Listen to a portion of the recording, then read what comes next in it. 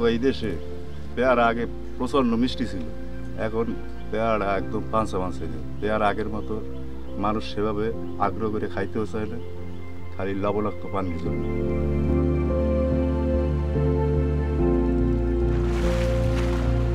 আমাদের অঞ্চলে মিঠা পানি ছিল, এখন আস্তে আস্তে কিছুটা নোনা পানির প্রভাব আসছে। সেই কারণে আমাদের পেয়ারার স্বাদ পরিবর্তন হয়ে যায়। পেয়ারার মান মানে এত কমিয়ে গেছে, সেই কারণে আমাদের পেয়ারা অনেকটা কিনি না।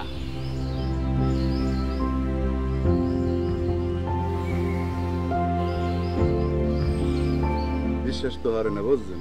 বইলে পর মানুষের বিশ্বাস হয় না। এই দেয় নেই বাস্তব নয়, রৌদ্রের কারণ এই দেয় নেই। এই ফুল পুরিয়া সাইন্য নেই গেছে, পাতা দেখছেন রৌদ্রে কি হয়ে গেছে, পুড়িয়ে গেছে। এদের মাটির অবস্থা দেন, রৌদ্রের তাপে ফাটিয়ে চৌচিলে দিয়েছে।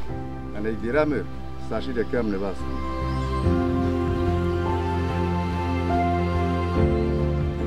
জলবায়ু পরিবর্তনের প্রভাবের ফলে কিন্তু বরিশাল অঞ্চলে তাপমাত্রা যেমন বেড়ে যাচ্ছে, তেমনি পানিতে যে লবণাক্ততা আস্তে আস্তে বেড়ে যাচ্ছে। তাপমাত্রা বেড়ে যাওয়ায় পরাগায়নে বিঘ্ন হচ্ছে, অর্থাৎ পোলেন শুকিয়ে যাচ্ছে। নানাবিধ কিন্তু রোগ, পোকামাকড় এগুলোর উপদ্রব শুরু হয়েছে।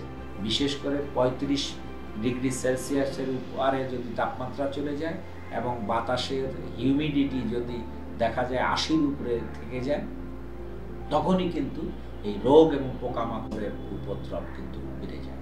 যদি সেচ ব্যবস্থাপনাটা সঠিক রাখা যায় তাহলে কিন্তু এটি মোকাবেলা করা যায়। মালচিং পদ্ধতি যদি প্রয়োগ করা হয়, অর্থাৎ গোড়া কুপিয়ে তার উপরে কিন্তু খড়কুটা মিশিয়ে যদি দেওয়া হয়, তাহলে মাটিতে কিন্তু রস ধরে রাখে। পাশাপাশি লবণাক্ত সহনশীল জাত যদি ব্যবহার করা হয় বা ফসলগুলো যেগুলো লবণাক্ত সহনশীল সেগুলো ব্যবহার করলেও কিন্তু এগুলো মোকাবেলা করা যায়।